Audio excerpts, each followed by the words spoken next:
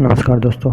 आज की इस वीडियो में हम बात करने वाले हैं आज के महत्वपूर्ण करंट अफेयर्स के बारे में। सबसे पहला क्वेश्चन है, हाल ही में दुनिया की सबसे ऊंची चोटी माउंट एवरेस्ट की ऊंचाई कितनी बढ़ी और ये किसने मापी है? तो हाल ही में चाइना और नेपाल ने मिलकर ये ऊंचाई मापी है और ये 0.86 मीटर बढ़कर 8,848.86 मीटर हो गई। अगला सवाल है, हाल ही में भारत के किन दो शहरों को यूनेस्को ने विश्व विरासत शहर की सूची में शामिल किया है? तो ये एमपी के ओरछा और ग्वालियर शहर हैं। अगला सवाल है, Delhi Varanasi high speed rail गलियारे के लिए ज़मीनी सर्वेक्षण के लिए किस तकनीक का उपयोग किया जाएगा? तो यह है लिडार तकनीक, LIDAR। इसका मतलब होता है light detection and ranging.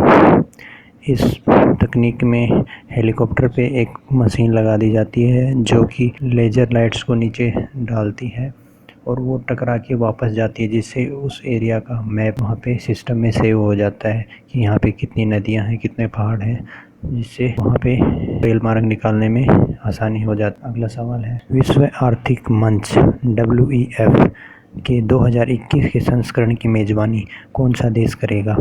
Answer है सिंगापुर। इससे पहले ये स्विट्ज़रलैंड के देवोस शहर में होता था, लेकिन इस बार ये सिंगापुर में होगा।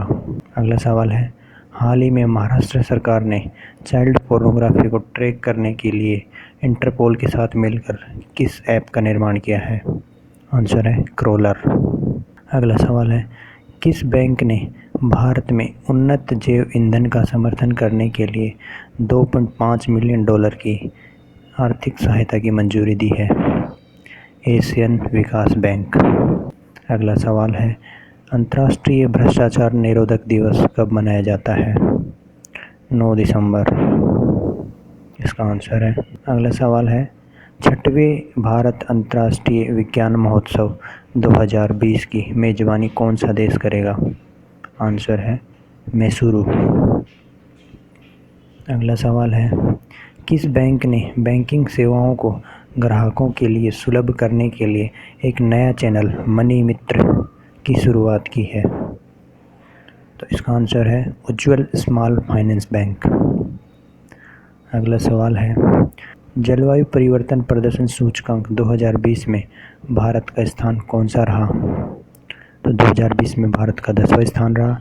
इससे पहले 2019 में भारत का 9वां स्थान था। अगला सवाल है, पश्चिमी बंगाल की मुख्यमंत्री ममता बनर्जी ने किस जगह पर गहरे समुद्री बंदरगाह के निर्माण को मंजूरी दी है? इसका आंसर है ताजपुर। अगला सवाल है, कनाडा में ब्रिटिश कोलंबिया विधानसभा अध्यक्ष के रूप में किस भारतीय मूल के व्यक्ति को चुना गया है? उसका आंसर होगा राज चौहान। ये वहाँ के MLA हैं और इनको अभी अध्यक्ष के रूप में चुना गया है। अगला सवाल है, हाल ही में किस देश ने मिलीनियर्स टैक्स लगाने की घोषणा की है? आंसर है अर्जेंटीना। यानी कि अर्जेंटीना में अभी जो भी मिलीनियर्स हैं उनको सरकार को टैक्स देना होगा। इस टैक्स में 200 मिलियन पैसा यानी कि करीब 18 करोड़ भारतीय रुपए से ज़्यादा आमदनी वाले लोगों को इस पर टैक्स देना होगा। अगला सवाल है, हाल ही में अमेरिकी राष्ट्रपति डोनाल्ड ट्रंप ने मेडल ऑफ फ्रीडम से किसे सम्मानित किया? आंसर है लू होल्ज।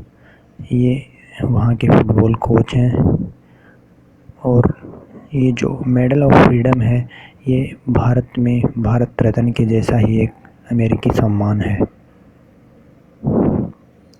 अगला सवाल है, हाल ही में फेसबुक समर्थित लिब्रा एसोसिएशन ने अपना नाम बदलकर क्या रखा? आंसर है डाइम। लिब्रा फेसबुक की एक क्रिप्टो करेंसी है, आपने इसके बारे में काफ़ी सुना होगा, तो उसका नाम बदल के अभी इन्होंने डाइम रख दिया है। अगला सवाल है, मधु गंगाधर जिनका हाल ही में निधन हुआ वो कौन थे? तो ये एक लेखक थे और काफ़ी सालों से ऑल इंडिया रेडियो के लिए लेख लिखते थे। अगला सवाल है, हाल ही में शिपिंग मंत्रालय ने अयोध्या में किस नदी पर रामायण क्रूज सेवा शुरू करने की घोषणा की है? तो सरयू नदी पे ये होगा और इसमें रामायण से रिलेटेड महत्वपूर्ण तथ्य दिखाए जाएंगे। अगला सवाल है, फॉर्च्यून द्वारा जारी इंडिया 500 की लिस्ट में शीर्ष स्थान पाने वाली कंपनी कौन सी है? इसका आंसर है रिलायंस इंडस्ट्रीज, जिसके मालिक मुकेश अंबानी हैं। अगला सवाल है, आई मोबाइल पे ऐप किस बैंक ने लॉन्च किया? तो ये ICICI बैंक है। इनका आई मोबाइल ऐप पहले से ही था, लेकिन अभी इन्होंने गूगल पे, फ़ोन पे, पेटीएम के जैसा ही एक UPI बेस्ड ऐप लॉन्च किया है, जिसका नाम दिया है आई मोबाइल पे। अगला सवाल है, गोफेन 14 क्या है? ये चीन द्वारा हाल ही में लॉन्च किया गया एक सैटेलाइट है, जो कि ऊपर से धरती की बहुत ही अच्छी इमेज खींच पाने में सक्षम है। अगला सवाल है, एशिया कप 2021 की मेज़बानी कौन सा देश करेगा? तो इसका आंसर होगा श्रीलंका। अगला सवाल है, हाल ही में रविंद्रनाथ टैगोर साहित्य पुरस्कार किसे दिया गया? आंसर है कमल झा।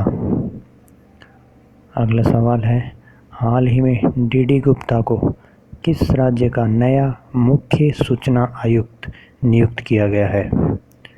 तो राजस्थान इसका आंसर है।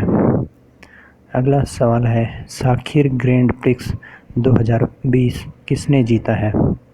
तो सर्जियो पेरेज। ये एक मर्सिडीज कार के ड्राइवर हैं और ग्रैंड प्रिक्स एक फार्मूला 1 रेसिंग है, जिसको सर्जियो पेरेज ने जीता है।